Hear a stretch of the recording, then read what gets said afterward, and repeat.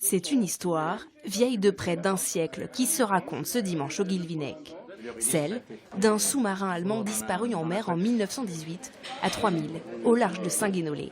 Il y a un an, des plongeurs découvrent cette épave. C'est une épave qui repose à 85 mètres de fond. On voit les périscopes, on voit les trappes, les panneaux d'embarquement. Donc il y a quand même plein d'éléments qui parlent, qui permettent d'identifier un sous-marin. On sait s'il est français, s'il serait japonais, américain ou autre. Aujourd'hui, les recherches se poursuivent pour identifier le sous-marin et pour découvrir comment ce bâtiment militaire s'est retrouvé au fond des mers bretonnes.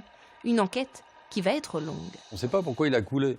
Bon, on pense qu'il s'agit d'un incident technique, mais il aurait peut-être pu toucher une mine éventuellement. On a investigué la partie avant et la moitié arrière. On n'a pas pu aller jusqu'aux hélices encore. À chaque fois, c'est des plongées très très difficiles, très courtes. On a à peu près 7-8 minutes sur l'épave, pas plus. Pour 45 minutes, grosso modo, 50 minutes de palier de décompression. Une épave, symbole de la lutte sous-marine qui s'est déroulée près du littoral français lors du premier conflit mondial. 374 sous-marins allemands étaient alors engagés dans les mers.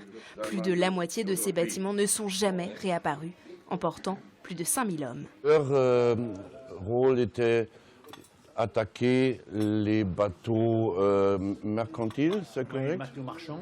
Oui. Beaucoup d'Allemands sont... Oh, nous avons du sous-marin dans la Grande Guerre. Il ne sait pas. Un aspect de la Grande Guerre dont le souvenir a été honoré ce dimanche en présence d'officiels français et allemands. Une trace de plus dans l'amitié entre sous-mariniers.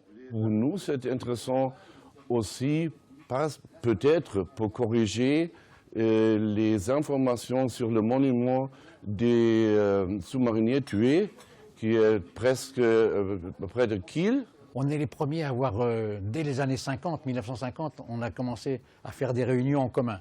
Maintenant, il y a des réunions chaque année, internationales, où il y a presque 20 pays, 20 sous-mariniers de pays différents qui se réunissent. Donc, je pense que ça, c'est important. Une gerbe devait être déposée en mer au-dessus de l'épave. Les conditions climatiques ont empêché cette action.